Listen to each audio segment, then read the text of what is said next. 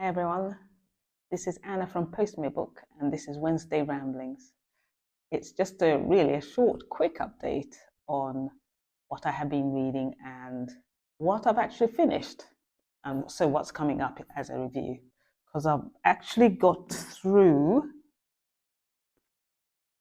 Miss Smillas' Feeling for Snow, finally. So I'm going to do a review on that one. If I haven't already done it, I'm a little forgetful these days, but I think I haven't posted. But I have finally finished this book. It was a good book. It took me a long time to read, but it was worth reading. I can see why my brother enjoyed this book. So I can finally put this down and move on to another book, but worth reading. This one, I think in my last ramblings, I did talk about this one. This book is actually a lot longer than it took me a lot longer to read. I haven't finished it, but I didn't think it would take me that long because it's a very easy book to read, but it is a thick book, as I keep on saying, but even then I thought it wouldn't take me so long. It's a very he's an entertaining writer. He's putting in a lot of politics in his book with humor, and there are bits of it that really grind me the wrong way, and that's because there's so many chauvinistic men in this book. I just get so irritated. But that is just a sign of a good writer, when you're getting really irritated by his characters. Oh, but yeah, I've nearly finished it. He actually breaks this book up into 6 books, and I'm on book 5.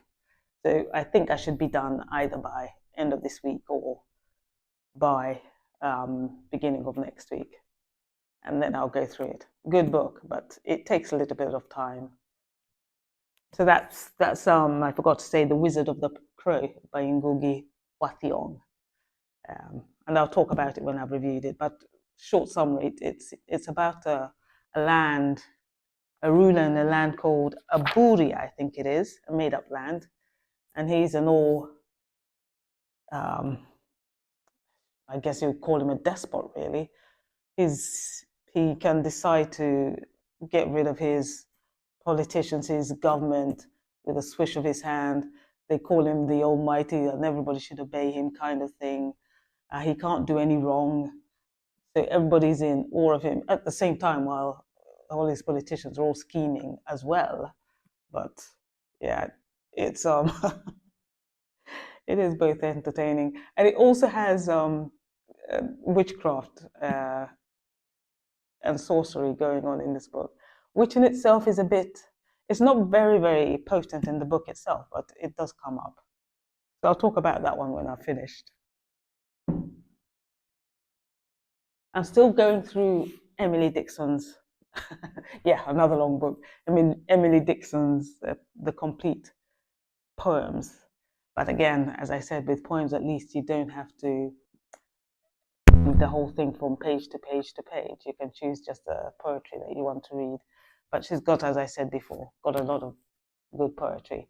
So that one I pick up now and again. I haven't actually succeeded in reading so much of it this last time, just because I am trying to actually finish this book once and for all. I think I started it last year, the beginning of last year, so it's about time I read this one and finished it. But I'm actually glad that I'm actually finishing the books that I said I would read.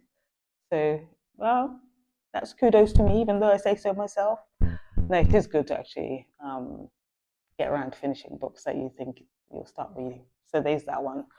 And this, I do like her poetry. So I will continue reading it until the library demands it back, if they haven't already. So that's still on the card. A group of books that I'm going to read, or that I have started reading, that I'm going to review all on their own, just because all of them are short stories. And I know I had started M.R. James' Collected Ghost Stories last year, but I didn't finish it. But as I said, with his books, his stories, he is a very gripping writer, considering it was written a long time ago. I feel that he grabs your attention. He knows how to grab your attention from the very beginning, from the very first sentence that he writes, because I always think with short stories, one, it's not so easy. You've got to put everything in that short story and make it entertaining.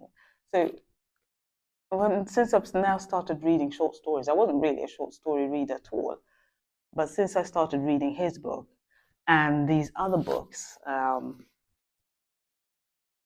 these other 3 books, I have to say that I appreciate writers of short stories a lot more, because I realize it is not easy to write a whole book of just short stories.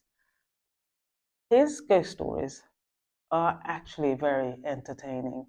For the time that he wrote them, I think there's a story that I read that I thought, in a dark night, I would not want to read that story. It's that gripping, I thought. That's scary.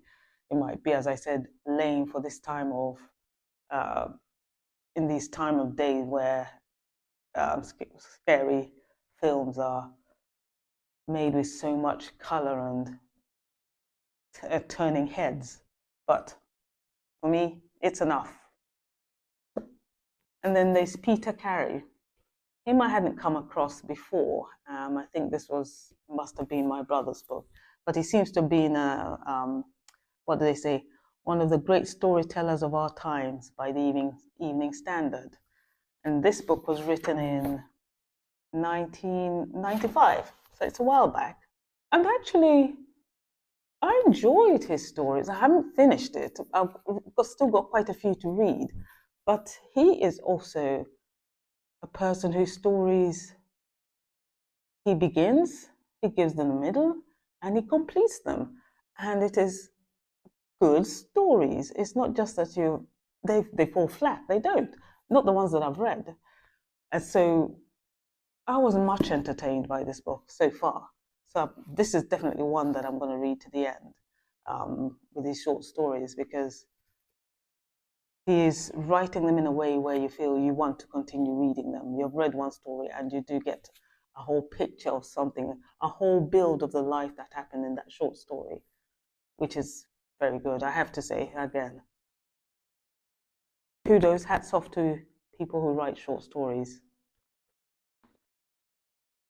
Mad Dog and Other Stories. This one I took up, I think, last year again, and I had started reading it, but I think I said that I wasn't sure I was going to actually manage to continue reading it to the end. Perhaps I didn't actually like the story that I was reading, but seeing as when I started reading short stories, I actually also realized that you're not going to like all the stories. You don't have to like all the stories, but one should not necessarily put down the book just because one story is bad. So I'm going to I'll keep on with this one and see how it goes. It's shorter than the other ones, so it might nonetheless be easier. I think it was the reason why it didn't quite grab me. It might be just would I say the style? No, not the style of writing, but perhaps it's the time of writing. I think it was written, I think he's either writing this in South Africa, and there was just something that I didn't quite appreciate at the time. But I'll give it another go, because I will add it to my short story list. The Goddess of Mtwata. This one I started, and I'd read quite a few, but I hadn't actually ever finished it, but I have now. This one is also a good one, and the good thing about this one, this one has different authors, and it was a Careys Prize for African Writing 2017. So it gives you, you get the idea of what different writers, different authors, their stories. Unlike Peter Carey, collector stories, these are all his own stories, or this one's different stories. So these ones have a different kind of, I'll come back to that one. But anyway, let's just say that the authors are different. So the way they tell their stories is also different. Their language is different. Their poetry is different, if you want to call it there. The artistic style is different for different people. The choice of what the story is going to be about is also different. But a lot of these, as I can say, a lot of these were about mythical, or was it? Yeah, I think a lot of it was mythical storytelling. And some of them, for me, no clue what they were talking about. No clue. but they were nonetheless entertaining. It's like when someone's talking about, look, there's a fly over there. There's no real context that is following sometimes, not in my head. But then there was, I think it was in this one, there was a really good story that I really enjoyed. There were many good stories actually in this book that I really enjoyed. When I come to review them, I'll take a better look and pull them out just then, rather than do it in this just quick snapped update. But now that I've read them, worth reading.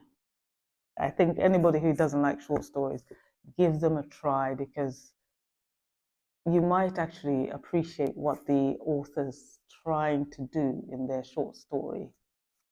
I think that is it. That's all I have for today. So I'll just say thank you for listening, and see you next time. Bye-bye. And like and subscribe. Bye-bye.